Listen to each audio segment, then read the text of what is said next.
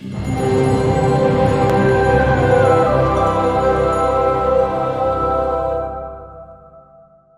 what's going on, everyone? I'm Ben Backus. And I'm Kevin Paulin, and welcome to the Fallen Up Podcast, where we have conversations about turning obstacles into opportunities. And on today's show, we have the pleasure of being joined by Mr. Kijuanamey. Hey, how's it going, guys? This It's is going great. this is an exciting and a very exciting episode. I know. First of all, anytime we have motivational speakers on, it is a truly our privilege to be able to sit back and allow you to just provide the listeners with some true testimony, encourage, strength, and just the overall motivation in the light that so many people are missing.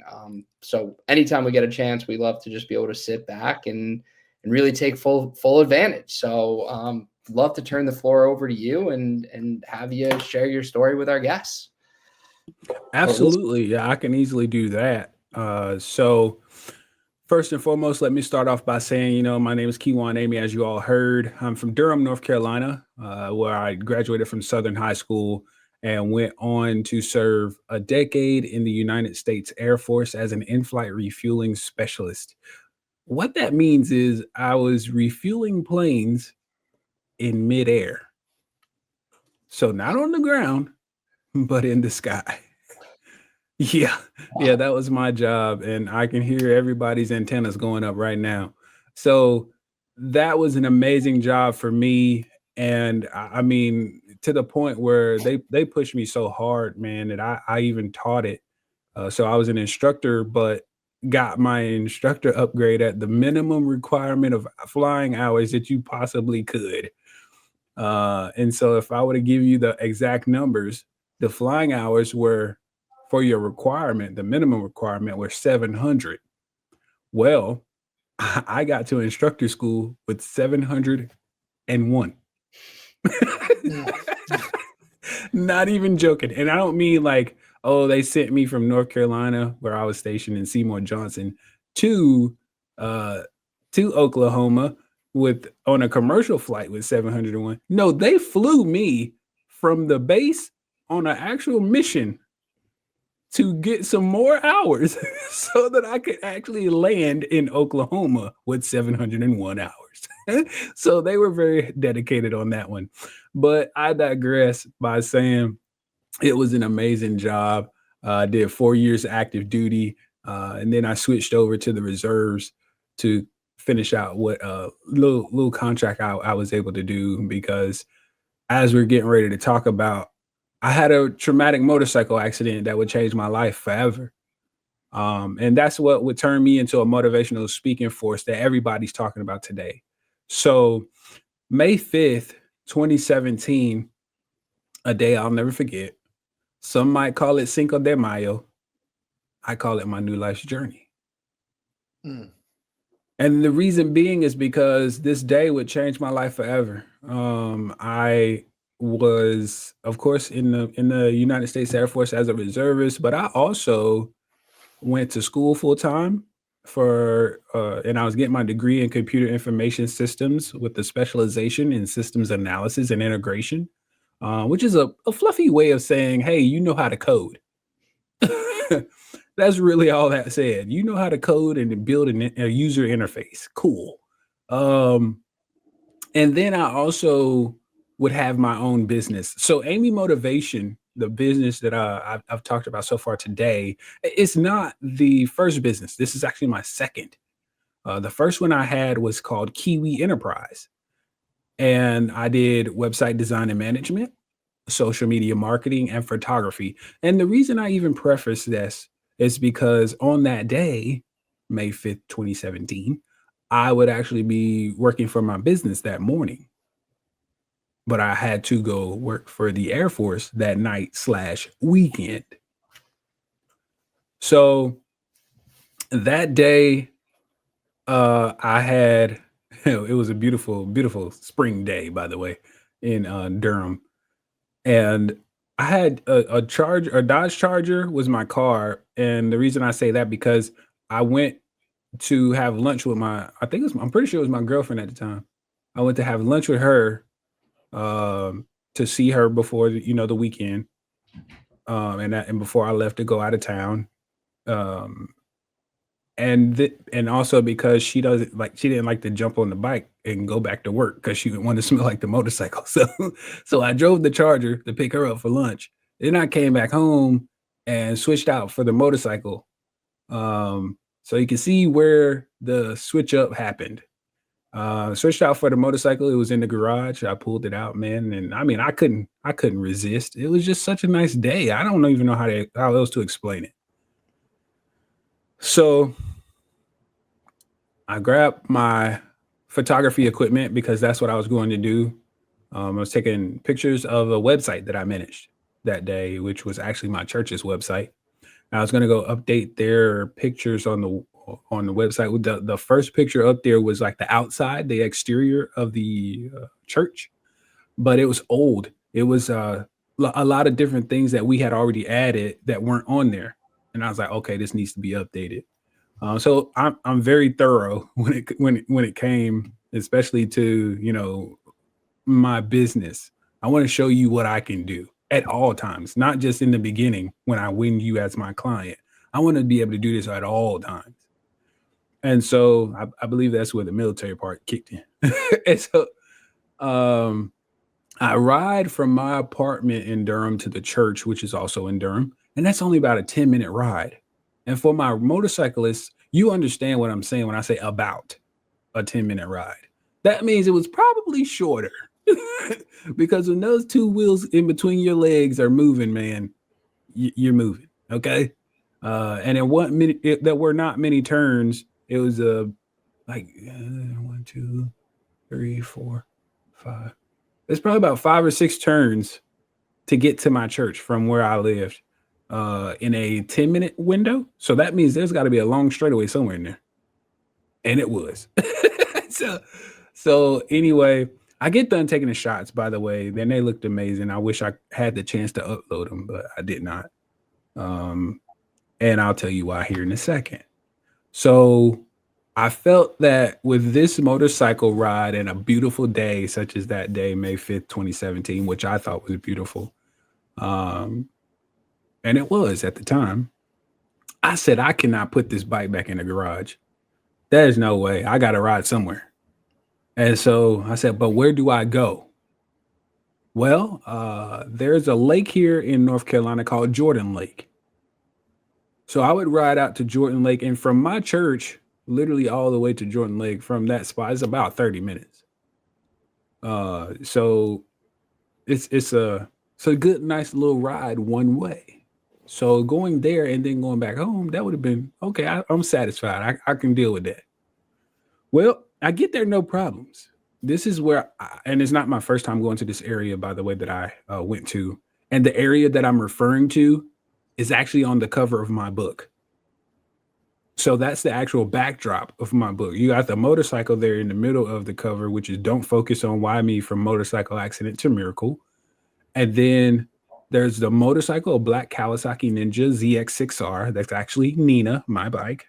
And then the backdrop there with the trees, the dock, the water, the rocks, all that stuff. That's the lake. That's where I used to go sit. That's the actual spot I used to go sit.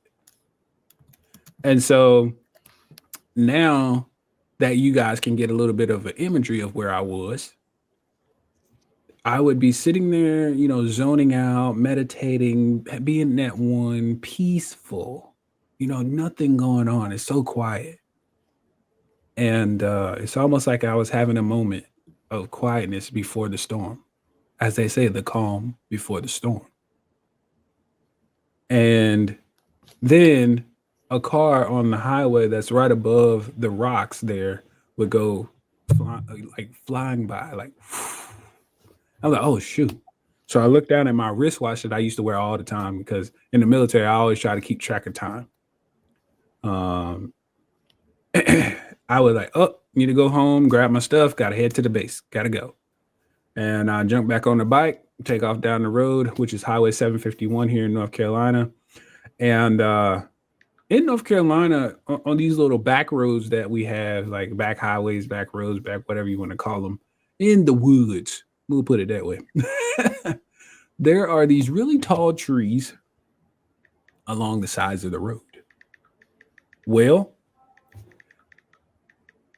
as you are riding down the road, the intersections, the driveways, there was a gas station, like it was really small BP gas station, maybe like 4 pumps, and that means one big pump here, one big pump here, and two on each side, or one on each side. And then there was a produce farm that had like tomatoes and stuff like that. Well, at all these areas, the trees would be cut back so that you can see what's coming down the road, because the speed limit down this road will be 55 miles an hour. Well, yes, yours truly is doing 55 miles an hour, but yours truly is not expecting a car to pull out in front of him while I'm doing 55 miles an hour. So this is what ends up happening. And it was a silver Honda Accord who pulled out from an intersection. And all this is from the police report, because like I said, I really don't remember any of it. So he pulled out from the intersection, and I tell everybody I had 3 options, but my body chose the best one. I could have went right and went into those trees I mentioned to y'all, or the ditch, whichever one would have hit me first. And then I could have went left and went into oncoming traffic, which is not a good thing, because that's coming 55 miles per hour at me, and I'm going 55 miles an hour. Probably would have died on impact. And then what ends up happening is I freeze up and I hit this Honda Accord that's in front of me, which is moving actually away from me, reducing some impact. And so I had to be life flighted to UNC Hospital in Chapel Hill, North Carolina.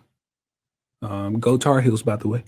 I am a Tar Heel fan, for those who are like, oh, he's from Durham, he's a Duke fan. Nope, not a Duke fan. And so anyway, on the police report, there were 2 cars that were there behind him in that same intersection who gave statements saying that they saw me coming down the highway. They don't know why he didn't. So now, everybody asks me, they usually ask me that question. Well, what do you think he was doing? Did you ever find out? Did you ask a question? Do you want to see? Hey, I don't want to know why you were distracted enough to pull out in front of me and change my life forever. I don't want to know the answer to that, because I'm afraid of my response. I'm afraid of my reaction, because every action has a equal or, more aggressive reaction. And so here I am, May 5th, 2017. Things were great. I'm on my way home. I mean, I was having a great time that day. Now, May 5th, 2017, 2 p.m. approximately.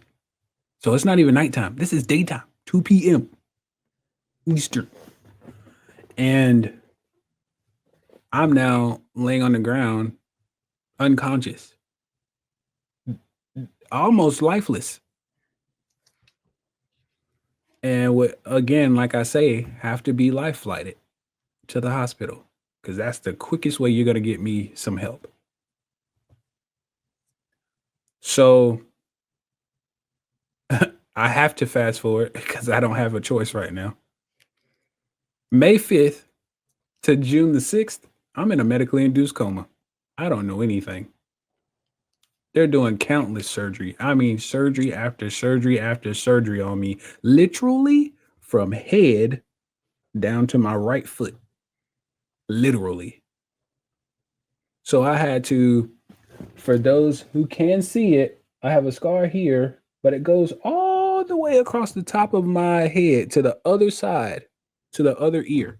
So from ear to ear across the top of my head is a cut, where they had to cut me to relieve stress and the swelling on my brain. My face was crushed in on impact, which is why I had to have a tracheotomy done because the nasal passage was basically blocked up and crushed in and stuff. And so that was pushed in. My right, the bottom portion of my right eyelid was torn off. So my right eye was popped out. They had to rebuild that with skin grafting from my left clavicle, which is your collarbone area. And then let's see what else. My jaw was broken, and I had a lot of chipped and cracked and knocked loose teeth. And that's only mainly from one side. And I've had root canal after tooth pull, after bridge, after I don't even want to know. Like, and that was probably the cheapest part of that whole accident. And that's $20,000 back in 2017. And that's after the insurance pays their part. And so also with my eyes, we could talk about that. What I'm guessing is the face shield, because I did wear a full face helmet. I believe that face shield broke, of course, and I had some of the pieces get in my eyes and scar them up. I do have damaged blood vessels in my left eye, so I see nothing out of it. It's completely dark.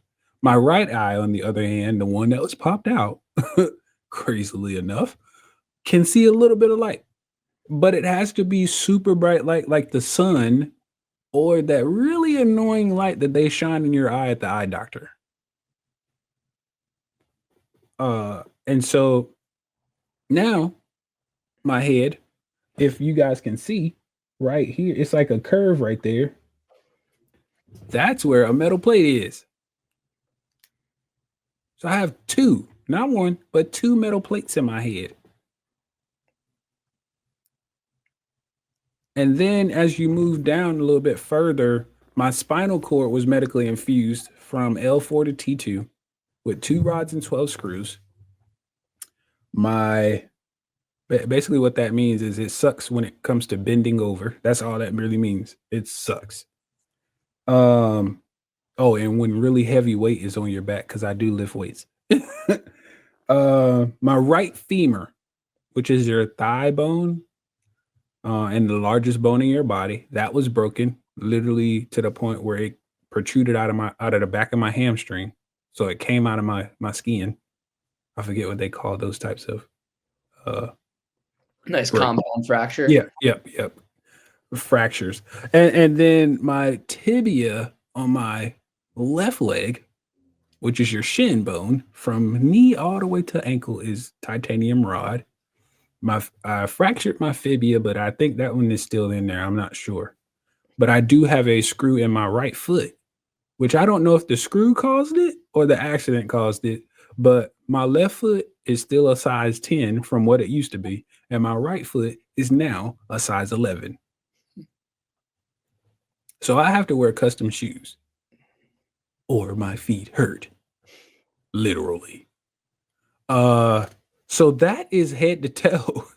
Oh, I'm sorry. I forgot one thing. My little index finger on my left hand.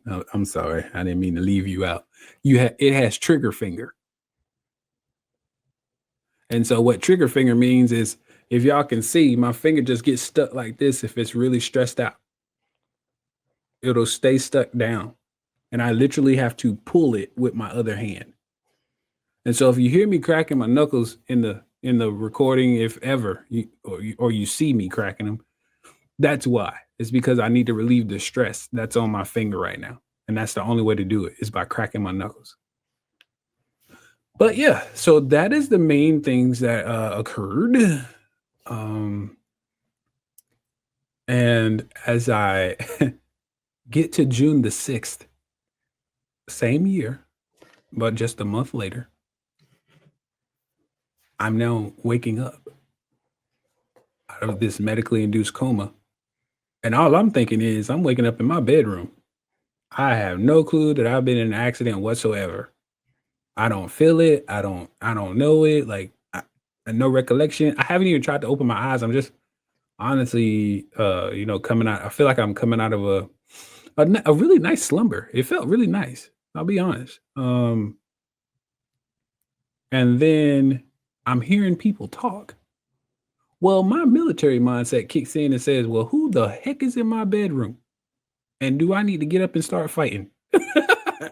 Like, that's what I'm getting ready to do. I need to get up, start fighting? Do I need to go for the pistol? Because that's right beside my bed. Like, what am I supposed to do right now? And I'm like, wait, no, those voices sound kind of familiar. Oh, well, okay. That's my girlfriend. But what the heck is my mom doing in my room? Like, and that's all I could think. Because when you first wake up in the morning, I don't know about y'all. I know about me. When I first wake up in the morning, I'm not decent. Okay. I am comfortable. And it's to say that Mom, I don't think you should be in here looking at me right now. This is not the time. No, the police. And so that was what kind of threw me off right there, was hearing her be in the room.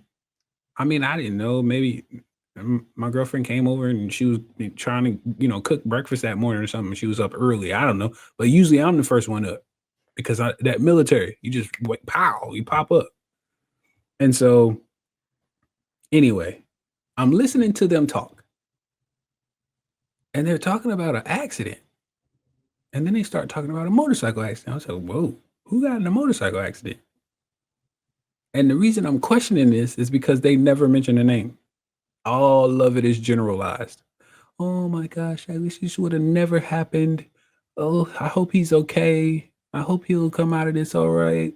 And everything is generalized. He, this, that, the. I'm like, does anybody have a name anymore? Like, getting fed up at this point. And so I finally go to say, well, I'm tired of eavesdropping because that's really what I was doing. And I'm going to wake up, or show them that I'm awake, shall I say, to get answers. Well, that's cool until I go to open my eyes and not be able to see anything. Okay, let's try this again. So I, close my eyes really, really hard to see if I can clear this thing up. Something ain't right now. I ain't never woke up without eyesight, so you don't really know what to do. You just kind of see if you can fix it. Well, that second time I opened my eyes and it was the same. Oh boy, somebody hit the panic alarm. Me. I slammed it. And I tried to say something. I tried to say, hey, but all you heard was,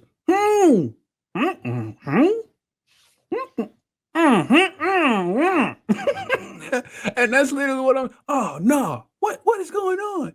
My jaw being broken, they had wired it shut. And so when your jaw's wide shut, you can't move anything. You can't even perch your lips. And so, oh man, I'm sitting there like, now I'm going through this panic phase. Can't see, can't talk. I didn't realize it yet, but I could not smell because of the reconstructive surgery they did to my face to put the 2 metal plates in. I didn't realize that yet because you only really notice that you can't smell when somebody's like, oh, you smell that? Or they say, ugh. You like, what? I didn't smell any of that. So I'm like, I don't know no difference. Well, once they hear me panicking and they notice me moving, they're like, what? Oh, what's wrong? What's wrong? And both of them come to the edge of my bed. And I'm trying my hardest to say what's wrong with me, but they can't understand me. And my mom's like, hold on. And I'm like, so I get upset because I'm like, I'm trying to tell you, just listen, darn it. And she says, here. And I'm like, what? She's like, hold out your hands. So I was like, cupping my hands. She puts a notepad and a pencil in my hand. And I'm like, I gave her the meanest side eye. Are you serious right now? You want me to write something? And I can't say? And that's what I'm trying to say. But I mean, I'll just go ahead and say it for y'all since y'all are listening and watching. So I take this pencil and I'm like, what do you want me to do with this? And she's like, write what you're trying to say. And I'm like, but I can't see. She's like, just try it. You've been doing this. So apparently my subconscious mind had been working when I was in that medically induced coma. The mind is a powerful tool, by the way, just to let anybody out there know. It had still been working, and I had been communicating with people the best way I could, even to the point where I snatched somebody's phone and was able to text on it. I couldn't see, but I was able to text. And they told me, they said, dude, out of that text, you might have missed 2 words. How did I do that? I was so like baffled. I said, I wish you would have screenshotted it so I could know what I said. But anyway, you were interacting. Yeah. You have no recollection. Not even a 1. 6 is the first memory, but throughout that month or so, you were still somehow like to the outside looking in conscious, right? But the subconscious apparently was operating, and I was the true consciousness that could remember doesn't know. Yeah. Does not know a thing. Like, because they were telling me, they're like, yeah, man, you would do this and you would do that. And I'm like, I wasn't doing nothing. Like, I don't know what y'all are talking about. I have no, and I mean 0 recollection of what you're talking about.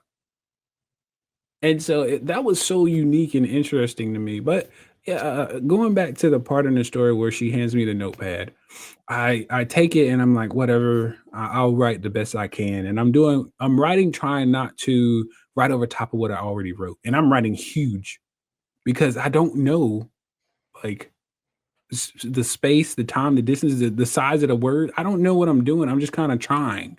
I'm going for it. And I hand it back to her and she reads it. And it says, what is the motorcycle accident dream y'all are talking about? And she was like, oh, that's not a dream. That's what happened to you. And let's see, what phrase can I use? Hit with a ton of bricks. Felt like I got hit by a Mack truck. Felt like the weight of the world was on my shoulders. Whichever one you want to choose, have at it. But all I know is I didn't communicate anymore that day. I mean, it was just like everything changed. At that point in time, of course, it had. But now I know what it is that happened. I don't know the entire scene yet. I just know it was an accident right now. So now that I'm not talking anymore for that rest of that day, for like literally the rest of that day, I think maybe the next day, June 7th or 8th, one of the two, I start back communicating, like actually a full interaction, not just, okay, all right, thank you, bye. No, not just the 1-word liners, but the actual communications. I started asking questions because I had been sitting there asking myself all these questions and I couldn't get any answers because I don't know them. And I said, you know what? It's time to ask some questions. Hey, give me that notepad. And I started writing as best as I could and giving it to them. And I just need you to run down the whole list of everything that y'all know, basically. And that's when basically what I told you guys. So the story that I've already told is what they told me. And so I was like, oh my God. So somebody pulled out in front of me. So it's not my fault. Wait, I mean, that's okay. I it does relieve a lot of stress off of me, but it sucks. And now I go back to my mindset of work. Remember, I told you guys I had to work that weekend for the Air Force. I said, oh, shoot. I took the paper back and I said, the Air Force or the military, whichever one I wrote, is going to think I'm AWOL. And I handed it back. And she was like, what? No, they're not. They know who you are. I wish y'all could have been in my mind. Like my mind was so all over the place at that time because I had been festering in countless thoughts for so long, trying to figure out what happened to me and what information I needed to know and did not know. And I was just sitting there with all these thoughts in my head, and well, I mean, countless thoughts to the point where some of them might have drove me other is like some people crazy, you know. But thank God it didn't drive me crazy. It just made me sound funny and a little strange. And so I was like, "What do you mean they know I'm not oh, I'm here. How do they know? Who told them?" She was like, "Kiwan, do you know what day it is?" And this is how I found out what day it was. I was like, "No, I know nothing. This is what you're supposed to be telling me." And that's when she told me it was the month of June. I said, "Wait, well, how long has it been since the accident happened?" And she told me May 5th. I was like, "What? I've been here for a month? Who's paying for this?" I've never stayed in the hospital over a day at all. At all. I don't even like being there for a couple hours. I've never been there for a day. So the fact that I've been here for a month, oh man, who's paying for this? And so, you know, I all of these things go on, and she's telling me all this stuff that they did for me while I was in the hospital, and how they would come visit me and sit with me for hours and hours, and not just, you know, coworkers, but friends and family and those alike, you know. And it was so, at that time I needed all of that. It was so uplifting, encouraging, whatever word you want to use. Everybody who came to see me, just know I love each and every one of y'all. I do from the bottom of my heart. I expressed it in my book, and I'm expressing it in public, regardless of where you are. And so that is a piece that I advocate for wholeheartedly. And the reason I say that is because when somebody goes through something traumatic, it doesn't even have to be that. You could have had bunion surgery. Hey, man, listen, bring me some food. You know, I can't get up. Can you bring me some food? That means a lot. That's what people don't understand. I mean, I remember when I got home, kind of speeding up a little bit, but just to tell this one story, I remember when I got home, my friend Travis, he and his friend, or his friends, he and his children came over to the house, and I thought it was just going to be him. He brought the children with him to visit me. He doesn't know what that meant to me because I hadn't been able to see them. He didn't want to bring them to the hospital because he would come by himself to the hospital. So that's what I was expecting, him by himself. Well, he was like, you want some pizza, man? I'm like, huh? He's like, yeah. He was calling because he was on the way, and he was like, he wanted to know if I wanted some pizza. I'm like, that's fine with me. He's like, okay, I'm gonna get some pizzas for us. I said, it's just me and you. Why you need pizzas? And he was like, oh, no, I got the kids with me. I said, oh, okay, yeah, sure. So when you go visit someone that's been through something traumatic, that could potentially make them feel down inside or on themselves, sad, whatever, depressed, go visit them. Show them that you care. Yes, a call is okay. A text, you can keep it. I don't really want to. I mean, granted, yes, it says something, but what it really says is, I don't have enough time. Here you go. If you listen, we all in life make time for what we want to make time for. I promise you we do. I promise you we do.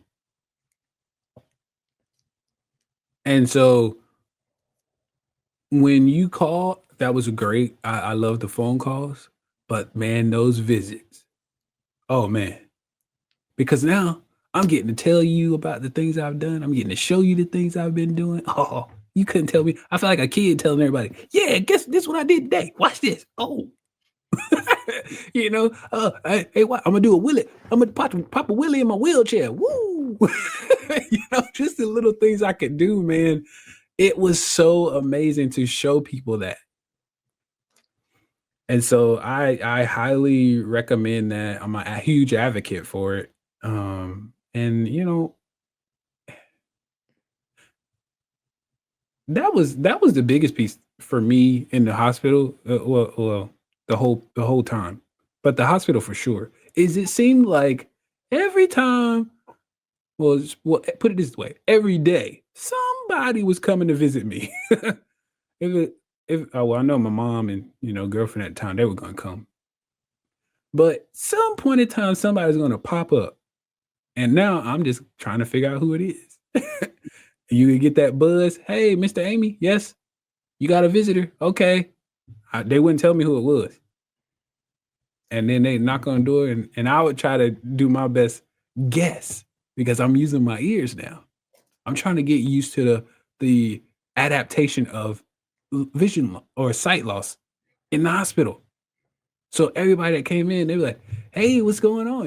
And I'm like, "Oh, that's so and so." He's like, "How, man? How did you know that?" I said, "I'm pretty good, huh?" Different things like that. But that was like the guessing game, So I had fun with it, man. I really did.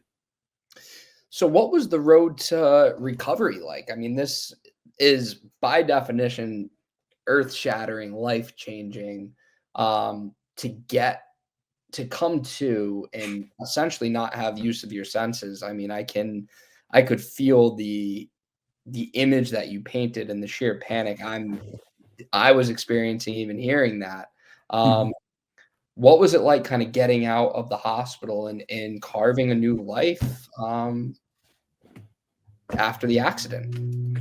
Yeah, man. So the initial road to recovery, of course, started in the hospital. You go through your physical therapy, occupational therapy, because, like I said, I could. Well, I don't know if I mentioned this already. I couldn't even walk when this first happened because of all the injuries I sustained. Man, my back felt like it.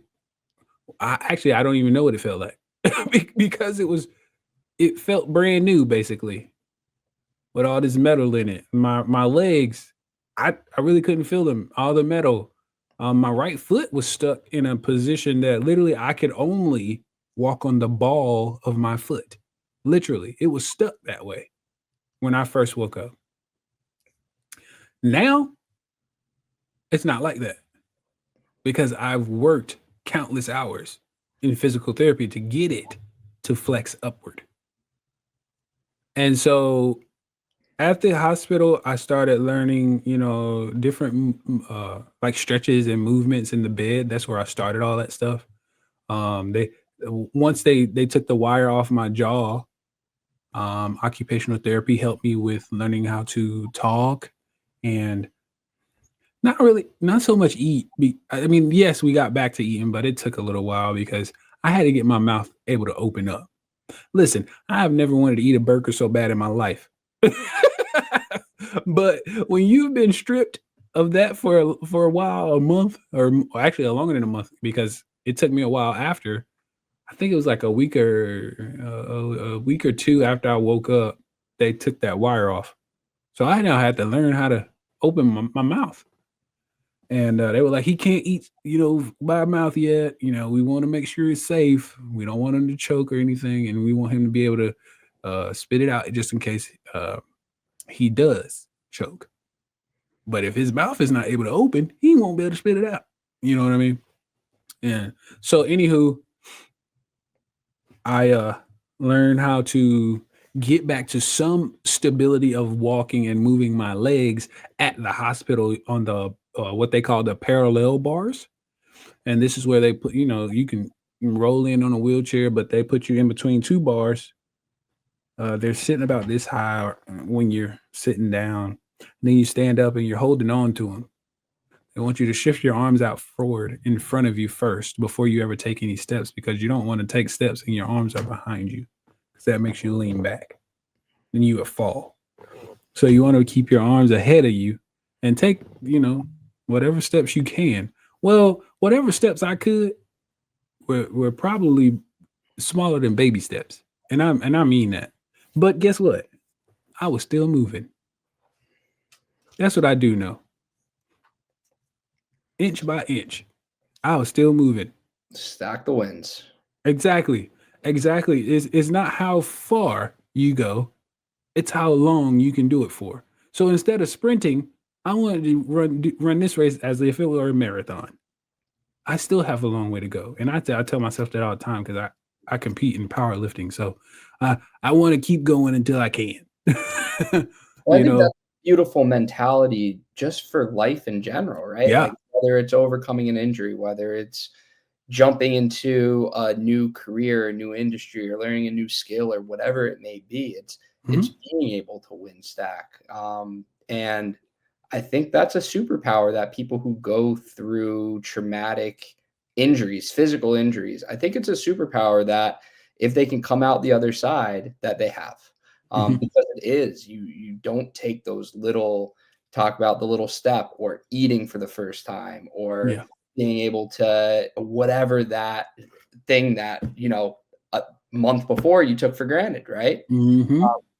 Being able to do that and see the wins and then see the progress, you can apply that to anything. Absolutely. Absolutely.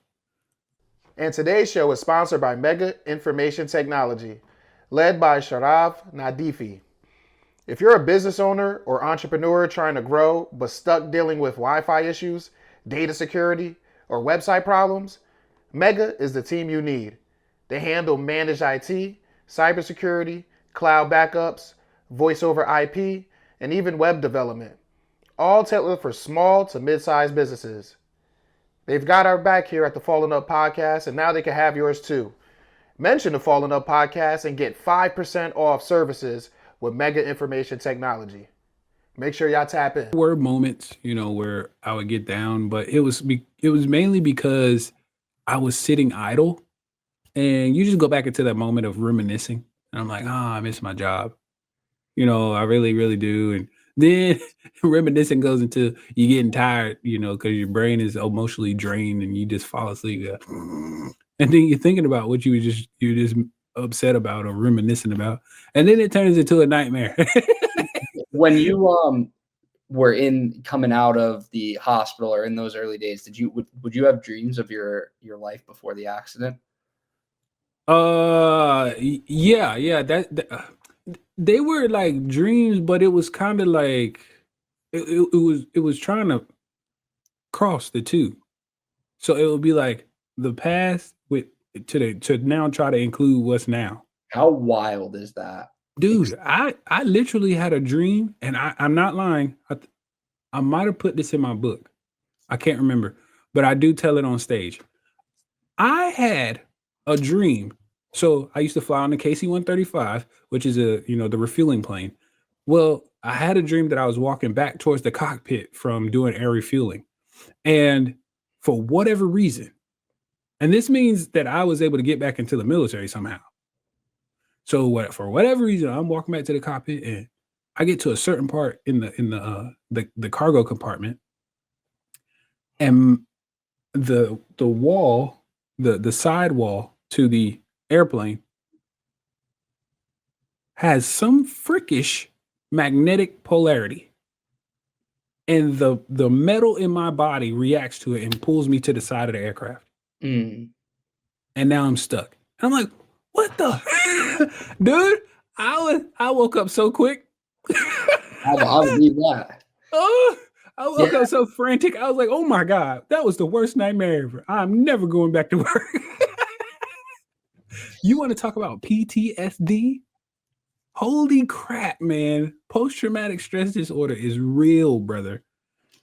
Oh, in so many different ways, because that's not the only way I had PTSD, with the dreams and stuff, or visions, however you want to phrase it. But I also had one where I didn't notice it the first time it happened, but the second time I noticed it. I was going actually on my way to church with my grandmother, and I was sitting in the front right seat. And you know how you make a left at a light, and there's oncoming traffic? Well, we made that left, and it sounded like I could hear a car. I don't know how close they were. They could have been a long way down the road. But now that my ears are my main source of hearing stuff or knowing where stuff is, it's magnified now to me, and I feel like it's right there. What I don't notice is I am white knuckling the door handle. Hmm. And when I say white knuckling, I mean squeezing the crap out of that sucker.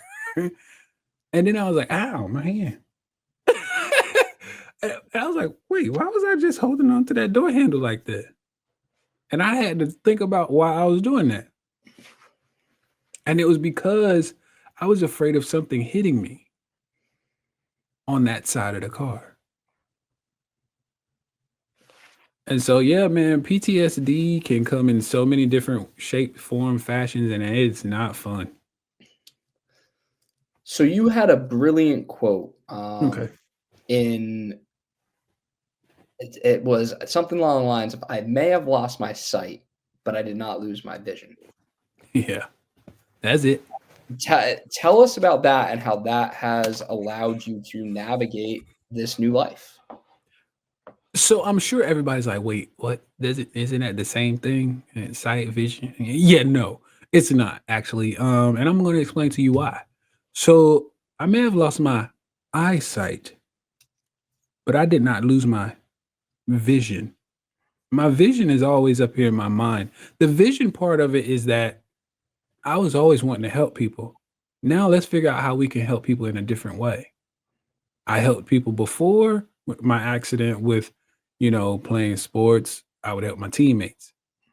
In the Air Force, I served my country to help my country stay free. Um, to help my crew members, whatever they needed help with, different things like that. Well, now I am a motivational speaker. I help people by impacting their lives to continue moving forward in any adversity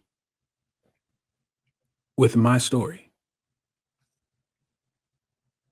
And I also help the people I mentor and the people I coach by giving them insights from what I know, not what I think, what I know will work for you. And so that is helping and giving back. And that's what the vision is for me. So I lost my sight, but I didn't lose the vision. And that is to continue helping people. That's powerful. Thank you. Yeah, for sure. Being of service, right? Mm-hmm. That's one of the cheat codes. You know Yeah. what I mean? For having a happy life and also overcoming obstacles. When you start being selfless, it just makes it easier to overcome. One of the things that I want to take not too far of a step back, just a little step back, because it's something in this powerful story. So many things, but something that resonated with me is the support you got when people came to visit you. I resonate with that just because I'm the first person in my family to ever go to prison. Mm-hmm. So that shook up my family in a sense. And I lost a lot of people who I thought were my friends. And then I Yep. gained my family in a sense. And when I think about going to the visit hall and the people and friends that did visit me, those are people I'm extremely loyal to forever. They could cross me and I'm gonna still be loyal to them just because they was there in Yeah. my darkest time. And I wanted to have you just speak more about what how important is a support system, and what how did it motivate you to be who you are today as a person of service? Yeah. First and foremost, thank you for sharing that story about you. Because those are memorable moments you'll never forget. Mhm. That's exactly what it meant to me. They are memorable moments I will never forget. And with the traumatic brain injury I suffered, I do have a little bit of memory loss. It's mainly short term. Memory's everything for me. I want to make sure that people understand these moments that we share in life are the best. Like that that is what you look for, you strive for. is to have moments, Mhm. because moments last. Material, you could take that away. That could get good. When you went to prison, you couldn't take all that material with you. None at all. Exactly. When we leave this life, when we die, that Brinks truck with your checking account, it's not pulling up to that grave site. I promise you, it's not. Mm-hmm. So you can save all the money you want in there. It ain't pulling up to your grave site. It's going on. And so we get so caught up, and I'm trying to do my best and not do this, but we get so caught up in the material. Listen, I'm not saying you shouldn't live life. That's not what I'm saying at all. But we get caught up in material things that we forget to have moments with people we love. I'm going to say that one more time. We get caught up in material things that we forget to have moments with people we love. And that could even be somebody right in the house with you. You don't even have to you don't have to go outside the walls you live in. And they're right there with you. You're still not sharing moments with them. It's sad. I know from experience, I've dealt with this. I do my best to bring up the advocate part of it, the advocacy part of it. And I've just now learned, I didn't just learn it, but I'm trying to be great. Do better is what I'm trying to say at saying thank you. Why do I say that? It goes a long way. I don't care what it's for. I just went to go get brand new clothing items because I needed stuff. Like I told y'all, I do powerlifting. I'm getting too big right now. I'm swelling up right now. And so I needed some new shirts, dress shirts from speaking, going to church, all this stuff. And I only buy new clothes for what I need it for, not just to be splurging. And when I was on the way home, me and my mom were riding. First off, she took me. She just offered it. I didn't ask. She just offered to take me, and I was like, "Oh wow, who are you, and what did you do with my mother?" But anyway, it's not to say she doesn't do anything for me. It was just crazy or not crazy, but out of the norm that she came out and asked me that. But anywho, what I'm saying is, when we were on the way home, I just politely said, "By the way, Mom, thank you for taking me to get some shirts today." And she said, "Oh, no problem." Just that simple. A simple thank you. Even though she knows you love her, she knows you are thankful, she knows you're grateful, the words do still have meaning, and they also hold value. So that's just all I would add to it, man. Because you said a mouthful of what you said, how you're loyal to the people that came to see you. Yeah, for sure. I think, like you said, well, in prison I couldn't get no text message, so You're right. I got to skip that part. But when people take the time out their day, because I can't give you no money in prison. I can't give you no anything really. Mhm. So you take the time out your day to either write a letter or to visit me or to accept a phone call that you're paying for. Mhm. Yeah, I learned not to take those for granted, and I learned to, like you said, the material stuff, because I think a lot of some of the reasons I went to prison was me chasing money, Mhm. and when everything is stripped down and you have nothing of material to hold, you like you said, you only have your memories, and you only have the support system that really loves you, because at that point for 4 years I was a liability. I wasn't an asset to anyone. Mhm. So for people to take that on, especially, and I used to be like, my family, but especially my friends, because they don't have to, but my family too, because they don't have to either. You know what I'm Right. saying? So yeah, I think it's important to, like you said, just to, because like my mother is someone that had faith in me when I didn't have any faith, and she knows I love her. She knows I do all this stuff, whatever she asks me to do. But sometimes you got to remind her and just to Yeah. let her know and show your gratitude. Yeah. Um, I do want to touch on one of the the other quote that you shared with us. My situation does not define who I am. I define who I am. Can you share more about what that means and that how that quote has defined who you are? Yes. First off, let me preface by saying I got that quote from a very famous TV show, The Fresh Prince of Bel-Air. Classic. Will. Yeah, man. Yeah, man. Yo, my man G. so so yeah, man. So anyway, this is actually in season 1. Okay. I don't know if you remember the episode with him and that guy from the other school where Marcus were playing basketball against each other. Yep. And they, meeting up at the barbershop and all that stuff. Marcus Stokes was his name in the show. Mm-hmm. And it was at the end of that episode when, how Will let him go past him and all that stuff. And he's like, man, why'd you let me go past you? He was like, what? No, I ain't let you go past. He's like, I know your game, Will. You let me go past you. He was like, listen, you got a kid, you impressed the scout tonight. You'll go to his college. You get to get a full ride scholarship. What's your beef?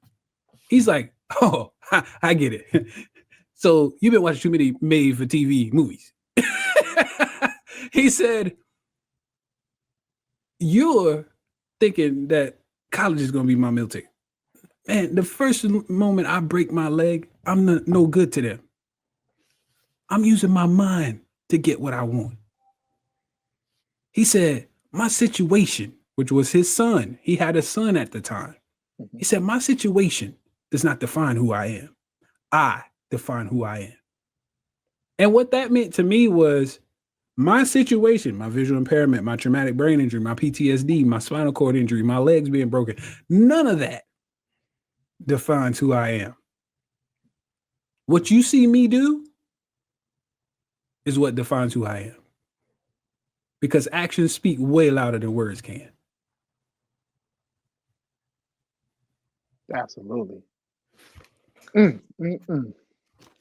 Powerful. Yeah, man. Powerful. Yeah, that thing spoke to me. And that was in season 1, by the way.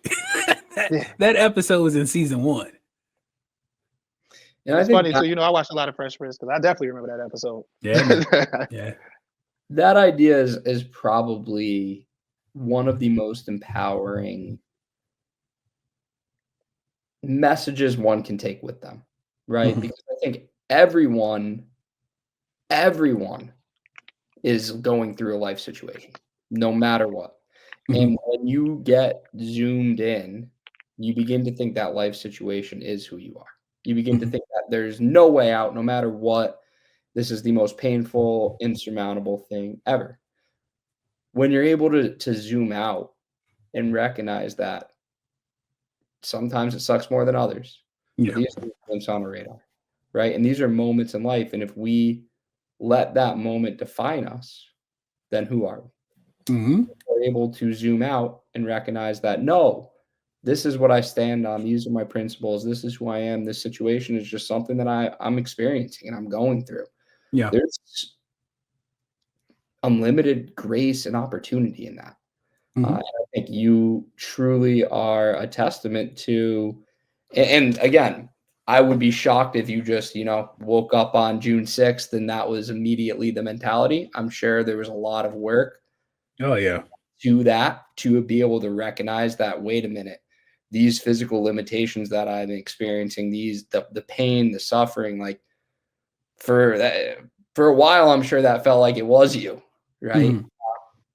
But you found ways to truly not only overcome, but I think find the real you. And I know that certainly was my experience. It's real. I can relate so much to so many of the experiences you've had and just the mindset. And as Kevin brought up, relying on community, relying on support, having that gratitude. The amount of times that Kevin's been by my side in the hospital for literally days at a time, right? Like that's the shit that got me through those moments, right? It gets lonely in that bed. And to be able to know that we got our people. We're not in this alone. We have each other if we allow ourselves to have each other. And I think that's where gratitude comes in, because gratitude's contagious, right? If I'm grateful, I'm more likely to attract grateful and love. Right. If I'm not, I'm putting my walls up and my shield up. But I say all this to say, I'm so grateful that we were able to have this conversation tonight, and for you to be able to share your story, your triumphs, the obstacles with our listeners today. I know you immediately brought back how precious life is, how quickly things can change, and why tapping into a place of gratitude it's the only way to do it for me. If I want to be happy, and if I wanted to find who I am. So I'm super grateful that we got to have this experience tonight. Can you share with our listeners where they can find you? Hold on, I got one question. All right, Kevin. I got one question. Let me sneak it in, because I think it's important. I think it's very important. As a drummer, as a kid that grew up in the church, father is a pastor. I taught myself how to play drums as a baby. I see that kit behind there. That kit caught my eye now. I just want you to just very briefly, if you could just share what music means to you and how it impacts you. I think you cut out on the last part. No, just sorry about that. If you could just share just how instrumental music has been in your development to this point. Not only in my development, but I always say music is me. I've been musically inclined since I was a kid, man. Just like you said, you taught yourself how to play when you were a child. I've been beating on stuff since I could move my hands. Okay, whether it was your face, listen, I'm a baby. I'm slapping everything. It didn't matter whether I could have pencils in my hand and beating on the arm of the chair, dude. It did not matter. I'm setting up pots and pans in my room, and my mom's upset. Where are my pots and pans? She's kicking in the door, okay? and she, just these different things. I used to bowl, and I have to give you this example so you can really understand how far it went. I used to bowl, and I started bowling at the age of 5. And so I used to win trophies, nice little trophies. They're about that big, and, have the bowling pin on it. So, it's got a head, but it's got that little neck on it, but then it gets wide. Okay, cool, right? Well, video games, like PlayStation back in the day, the PS1 video games, PS2, whatever, they had that little hole in the middle of the game. Well, the games that I didn't play no more, guess what it became? My symbol. Yep, I knew it. Dude, that's how serious it was. Your crash symbol. Yes, sir. That's how serious it was. I was breaking symbols before they were real symbols, okay? So music is absolutely me. I've been playing on a actual physical drum set since I was 7 years old, and I still play till today. I was literally just playing at church on Sunday, so I still play till today. That's awesome. Yeah, I love music. It's something that I'm attempting to get back to. Just I keep giving these excuses, but I know it's like working out. It's one of the things I need to do. Yeah. Just for my whole mental well-being. It's a great escape. So that's super dope. I had to say something about that kit though. I see the back there. I had to say something. That's my baby, man. I already know how that go. So I bought that for a birthday present, not this past year, but it's a couple years back, and it was one of those moments where you were really I was really in a bad place, and I needed something to encourage me and uplift me, and I said, "What is me?" And like I just told you, music is me. First thing I turned to, I said, "I'm going to get a drum set, and I'm not just going to go buy any drum set. I'm going to go buy a drum set that I want." And I went to the store and picked it out. I said, "Listen, I want this kit, but I want that kit to be red. I want the sparkle, and I want DW. I want zildjian symbols. And I told when I got done listening off everything, he was like, "You've been thinking about this for a while." I said, "Yeah," and it was like the kit alone was just 2,500. That was just the kit. We're not talking about symbols included. No symbols were included with this. That's just the kit alone. I had to buy the hardware. I had to buy the symbols. Yeah, man. Oh yeah. I wasn't playing no games. No, listen. The brands that that Kiwan just mentioned, Ben, is like the top of the line. Those symbols are top of the line. DW heads are top of the line. So yeah. He's a real drummer. He's a real drummer. And they for sure. Just those names alone, I already know. Yeah. Those are, and they've been around forever since we were kids. Those same brands are just staples of drumming. So yeah, that's super dope. Do you got a double bass pedal? I do actually, but I only use the single. I grew up single, man. So I started learning. Well, not even learning. I just started dabbling in double because I was like, man, I could teach myself how to do it. It was one of those. I could teach myself. If I taught myself how to play, I could teach myself how to use that. And then I was like, but it doesn't fit in the style of play that I do. Right. And that's when I stopped using it. Yeah, I find it's like more rock and roll stuff, double bass pedal, but like gospel, hip hop. Yeah, you just need one. Yeah. And my before my accident now, and remember I told y'all my foot was stuck in a fixed position to where I could only walk on the ball of my foot, and that's my right foot. You know I need my right foot. I was so upset, and it still bothers me till today because it does have moments. But that's why I go to the gym to keep it strong. And the reason I'm prefacing this is because my right foot used to be so dominant. Right? And I'm left-handed. That thing used to be a monster. And people always talked about it after I played. And like, man, I had to come over here and see what you had. I thought you had a double bass player, a double bass over here. I was like, oh no, that's all me. That's all me.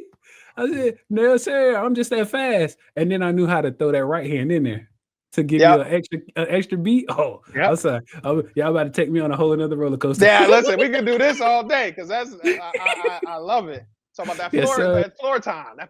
Yes, sir. Yeah. No, we could do. Yeah. That's dope. That's super dope. But I'm glad that you were able to get back to that because you know that once you do it, it never leaves, and to get back at that, it just brings you to those childhood moments, those joyous moments. So that's amazing. Yes, music is me. Music is me. That's it. That's the highlight right there. Yes, sir. So yeah, like Ben was saying, appreciate the extra minutes, Ben. As Ben was saying, if you could just share where people could find you at, if you could share about your book, website, everything. Let's get the people a way to connect with you. Absolutely, man. One of the best things you could do right now is go to my website, ameymotivation.com.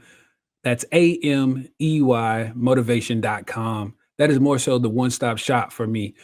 I have my book on there. It's connected. So you can find the Don't Focus on Why Me from Motorcycle Accident to Miracle book title. And that can be also found on Amazon, Kindle, Audible, as well as Apple Books. So yes, there is an audio version of this book. And might I add, the person who did the audio and narration did a great job. Then if you want to book me for speaking engagements, such as conferences, conventions, events, galas, what have you, schools, businesses, I don't discriminate. Okay. You can go in there and you can find my book me link. I also have my social media handles. I can be found on Facebook. I can be found on LinkedIn, Instagram, and Twitter or X, whichever you prefer, at Kijuanamey. So just my first and last name, Kijuanamey. Thank you. Awesome. Well, once again, thank you for sharing your story.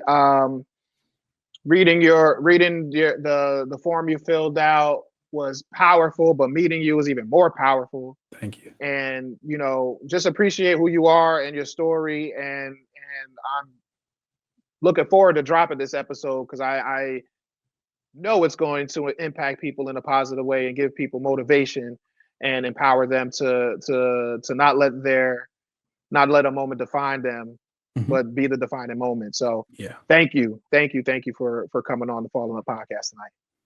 No problem. I appreciate you guys having me on here to share my story. Thank you so much. Thanks everyone for tuning in. The Falling Up podcast.